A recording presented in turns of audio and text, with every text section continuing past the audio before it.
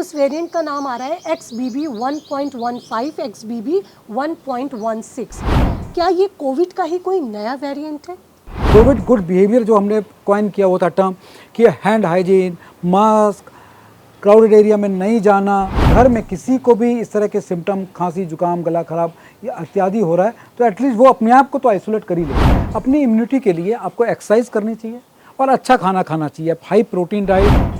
कभी भी किसी भी चीज़ को लाइटली ना लें।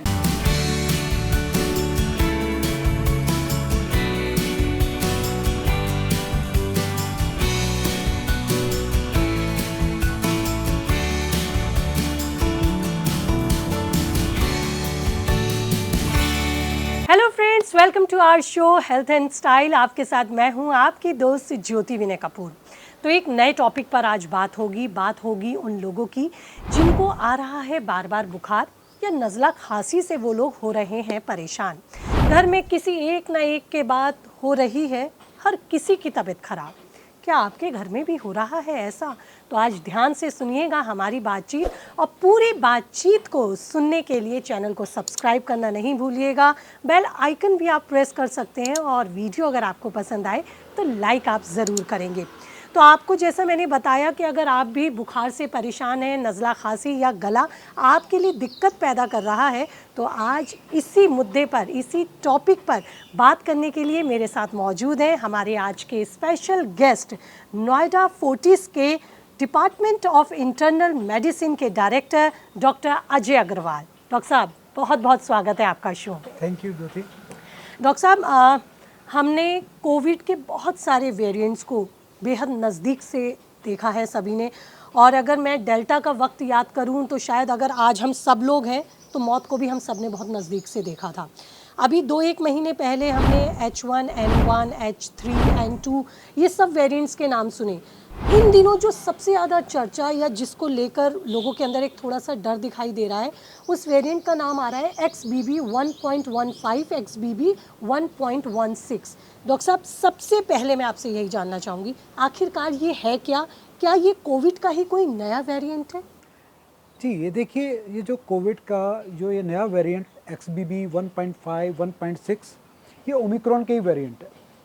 और इनका नाम क्योंकि हम लोग को जो भी इनकी म्यूटेशन जहाँ पे होता है उसके हिसाब से, इनके चेन के हिसाब से 1.15, 1.16 रखा जाता है। इनका अलग नाम इसलिए नहीं दिया गया क्योंकि ये बहुत कुछ ओमिक्रॉन से मिलते जुलते हैं। इनकी खास बात ये है कि इनकी ट्रांसमिशन, मतलब इनके फैलने की क्षमता ज़्यादा है। वो हमसे और किसी और व्यक्ति को होने की संभावनाएं ज़्यादा रखते हैं, बट फॉर्चुनेटली ये हमारे लिए लाभ का विषय है, ये इतना सीरियस डिजीज़ नहीं करते। क्या डॉक्टर साहब, इसमें हम ये मानें कि जो हमने वैक्सीनेशंस ली हैं, कुछ लोगों ने तो बूस्टर डोजेस भी ली हैं, वो भी कहीं ना कहीं हमें प्रोटेक्शन दे रही है और एक प्रोटेक्शन वॉल हमारी बॉडी पे क्रिएट कर रही है? क्या ये उसी का भी जी हाँ, कम असर जो दिखाई दे रहा है, क्या ये वैक्सीनेशन का फ़ायदा हो सकता है? जी हाँ। देखिए, नंबर 1 यदि हम देखें कि मैं कंपेयर करूं, मैंने पूरा कोविड को शुरू से देखा है कि पहली बार जब कोविड हुआ उस समय भी लोगों को सीवियरिटी आई थी। उस समय लोग वैक्सीनेटेड नहीं थे, उस समय डेल्टा वेरिएंट नहीं था, बट उस समय भी लोगों को सीरियस डिजीज़ हुई थी। इस बार जो हम देख रहे हैं, यदि हम पिछले दिनों की बात करें तो आम तौर पे हमें कोई भी सीरियस पेशेंट नहीं दिख रहा, और इससे यदि आप देखें मोर्टलिटी की, मरने वाले लोगों की मात्रा बहुत कम है, छींड़ के बराबर है। जो हुई भी हैं, जो उनकी डेथ हुई है, वो भी कोमॉर्बिडिटी कि उनके साथ उनको और कोई डिजीज़ थी, उसके साथ कोविड पाया गया, इसके कारण हुई है।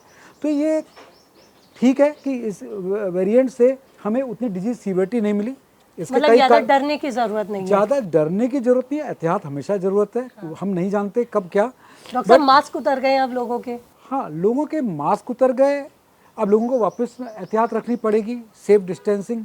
ठीक है, बहुत साल लोगों ने मास्क लगाया, हिंदुस्तान ने बहुत अच्छा किया। आप यदि हम देखें कि जितना, यदि पहली बार सबके प्रेडिक्शंस थे इंक्लूडिंग WHO कि हिंदुस्तान में क्या होगा और क्या हुआ, हमारे वैक्सीनेशन लोगों ने लगवाए, हमने सेफ डिस्टेंसिंग प्रैक्टिस की, हमने मास्क यूज़ किया, और हम लोग करीब करीब कोविड पे काफ़ी तौर पर विजयी भी हुए। इवन डेल्टा वेव में यदि हिंदुस्तान का आप व्यवहार देखिए, बाकी देशों से काफ़ी बेहतर। व्यवहार का मतलब है सेफ डिस्टेंसिंग, हैंड हाइजीन, लोगों का सब रूल्स को पालन करना हमारा बाकी बहुत देशों से बहुत अच्छा रहा। डॉक्टर साहब, ये XBB जो वेरिएंट आया है अब, ये किस तरह के सिम्टम्स दिखाता है? XBB वेरिएंट के जो मेन जो सिम्टम है, एक गले में चुभन, बहुत ज़्यादा चुभन हो रही है, बुखार आ रहा है, खांसी हो रही है, शरीर में दर्द हो रहा है, कुछ लोगों को खाली दस्त हो रहे हैं, पेट में दर्द हो रहा है, उल्टी हो रही है। 2-3 केस हाल में जो मैंने देखे थे ओल्डर एज ग्रुप में, उसमें कन्फ्यूज़न भी मैंने देखा। लोगों को मतलब जो एल्डरली थे उन्हें समझ में नहीं आ रहा था उठ के कि क्या हुआ। वो उनको 1-2 दस्त हुए, हल्का सा बुखार, और वो अगले दिन कन्फ्यूज से थे। सब रिकवर हो गए, बट ये भी एक नया सा चीज़ मैंने XBB वेरिएंट में देखा। ओके डॉक्टर साहब, जिस तरह से हम ये देखते हैं कि हर वेरिएंट हर बॉडी पर अपना एक अलग तरह का इम्पैक्ट दिखाया, जैसे आप ये कह रहे हैं थोड़ा सा मेमोरी लॉस लोगों को नज़र आया, लेकिन वो रिकवर हो गए।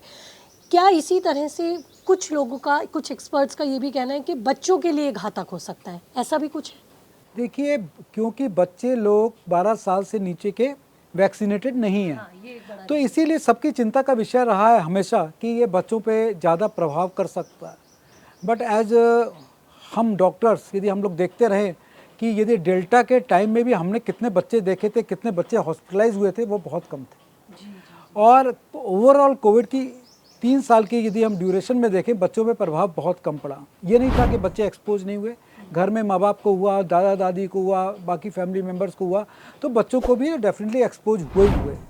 तो बच्चों की जो अपनी इनेट इम्यूनिटी होती है वो काफ़ी अच्छी होती है। इसीलिए यदि आप देखो, चाहे इन्फ्लुएंजा हो, चाहे H1N1 हो, चाहे S3N2 हो, उसका प्रभाव थोड़ा कम रहा। तो जैसे कि डॉक्टर साहब आपने कहा कि बच्चे तो बड़े स्ट्रांगली चीज़ों को हैंडल करके रिकवर हो जाते हैं।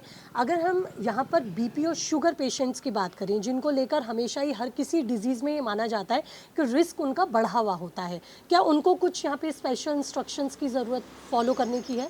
देखिए, जो डायबिटिक पेशेंट है वो इम्यून कंप्रोमाइज्ड होते हैं, थोड़ी सी इम्यूनिटी उनकी कम रहती है।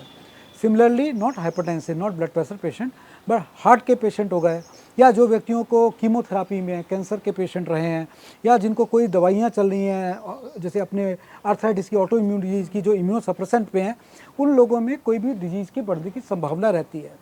इन लोगों को स्पेशल प्रिकॉशन लेना चाहिए। डेफिनेटली ओवर क्राउडेड एरिया में नहीं जाएं। सेम कोविड गुड बिहेवियर जो हमने कॉइन किया हुआ था टर्म, कि hand hygiene, mask, crowded area में नहीं जाना, ये सारे चीज़ों का पालन करते रहना पड़ेगा। यानी कि एक बार फिर हमें अपने डिसिप्लिन को अपने फॉलो करना डिसिप्लिन पड़ेगा। पे वापस आना पड़ेगा।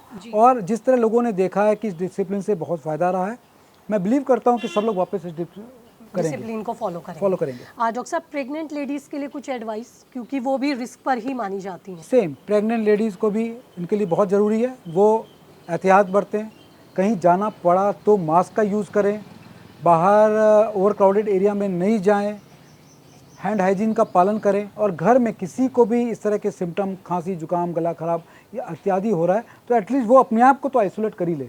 ट्रैवल के दौरान किस तरह के प्रिकॉशंस रखने की? मास्क, ट्रैवल के दौरान मास्क, और आने वाला समय बताएगा यदि चीज़ें ज़्यादा तेज़ी से बढ़ती हैं तो सेम जो हम लोग ने पहले पालन किया था, safe distancing even during travel, वो सब का पालन हमें करना पड़ेगा। ट्रैवल अगर अवॉइड करें तो ज़्यादा सही है। जी डॉक्टर साहब, ये तो आपने पूरे सिम्टम्स के बारे में हमें बताया, किस तरह से हमें प्रिकॉशंस लेनी चाहिए।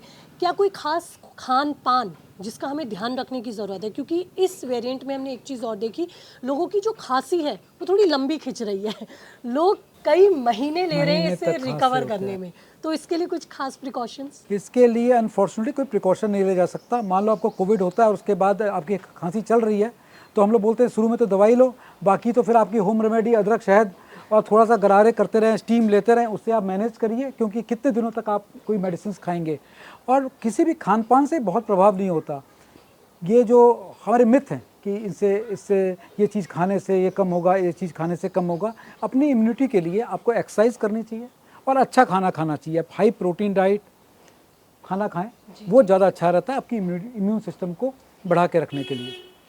कोई एक खास एडवाइस जो आपको लगता है सभी के लिए आप देना चाहेंगे, या एक खास ऐसा प्रिकॉशन जो सभी को इस XBB वेरिएंट से बचने और इससे लड़ने के लिए आपको देने की ज़रूरत है? डॉक्टर साहब, नंबर 1, कभी भी किसी भी चीज़ को लाइटली ना लें। चाहे XBB वेरिएंट बहुत हल्का से सिम्टम कर रहा है, बट कोई व्यक्ति हो सकता है जिसको सीरियस डिजीज़ हो, वो कौन हो सकता है हम नहीं जानते, इसलिए एहतियात ज़रूरी है।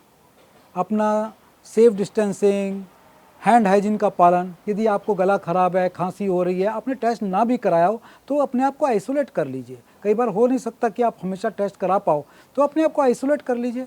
उसमें तो कुछ ज़्यादा दवाइयों की ज़रूरत नहीं है, आपने एक पैरासीटामॉल खाया, गार्गल्स कर लिए, स्टीम ले लिया, खांसी हो रही, कफ सिरप ले लिया, आप ठीक हो जाओगे। बट आप किसी और को ना फैलाओ, ये भी ज़रूरी है कि आप ओवर क्राउडेड प्लेस में अपने सिम्टम को लेके ना जाएं, अपने ऑफिस नहीं जाएं, अपने बच्चे को उस समय स्कूल ना भेजें, ताकि हम इस चीज़ को कंटेन कर पाएँ, रोक पाएँ। जी डॉक्टर साहब, कोई ज़रूरी टेस्ट जो कराने ही चाहिए? यदि आपको सिम्टम ज़्यादा हो रहे हैं तो आप अपना कोविड का स्क्रीनिंग टेस्ट करा लें, और टेस्ट अपने डॉक्टर की सलाह पे कराएं। जो आमतौर पे लोगों की भावना बन गई है, इस दिन ये टेस्ट करा लो, हम हर जन डी डायमर करा लेता है, ये CRP करा लें, उनकी आवश्यकता नहीं होती। डॉक्टर को मालूम है माइल्ड डिजीज में मुझे क्या करना है, मॉडरेट में क्या करना है, सीवियर में क्या करना है। माइल्ड डिजीज़ में हमें बहुत सारे इन्वेस्टिगेशंस की ज़रूरत ही नहीं होती। हम लोग को सिंपल आपको सिम्टोमेटिक ट्रीटमेंट देना होता है। आपको पैरासीटामॉल लीजिए, स्टीम लिया, गार्गल्स किया। मॉडरेट डिजीज़ है, आपने अपने डॉक्टर से मिल लिए, आपका जो ऑक्सीजन सैचुरेशन को आपने नोटिस कर लिया, खांसी ज़्यादा हो रही है, सांस में दिक्कत हो रही है, इफ डॉक्टर एडवाइजेस तब आप अपना एक्सरे करा लो। हर एक को एक CT स्कैन कराने की ज़रूरत नहीं होती। CT स्कैन जब डॉक्टर बोले तब जाके कराए। जैसे पिछली बार वेव में हुआ था, मुझे याद है, लोग अपना CT करा के ही मेरे पास आ रहे थे जी, जी, कि मैंने CT करा लिया, मेरा डी डायमर इतना है। मतलब उसका कोई रैशनल नहीं होता था, क्योंकि टेस्ट की हर एक चीज़ की वैल्यू होती है कि इस व्यक्ति को यदि उस समय टेस्ट कराया तो उसको उसमें इलाज करना है। बिल्कुल। तो आपने डॉक्टर साहब की बातचीत सुनी कि अगर आपके भी घर में किसी को बुखार हो रहा है या हल्के सिम्टम्स भी हो रहे हैं या लग रहा है कि खांसी बढ़ती जा रही है या नज़ला परेशान कर रहा है, तो बताई गई बातों का आप भी पालन करें। XBB 1.15 और XBB 1.16 से डरने और घबराने की तो ज़रूरत नहीं है, लेकिन एहतियात बरतने की आपको ज़रूरत है। और हम ये उम्मीद करते हैं ये एहतियात आप बरतेंगे, सावधानी बरतेंगे और ख़ुद को बचाकर दूसरों को भी बचा के रखने की आप इस इंटेंशन को फॉलो करेंगे। तो बहुत बहुत शुक्रिया। उम्मीद करते हैं अगर इस बातचीत को आपने पसंद किया होगा तो आप सब्सक्राइब भी करेंगे, लाइक भी करेंगे, और आप हेल्थ एंड स्टाइल देखना नहीं भूलेंगे, क्योंकि आगे भी कुछ और मुद्दों पर, सीरियस मुद्दों पर डॉक्टर साहब से मेरी बातचीत जारी रहेगी।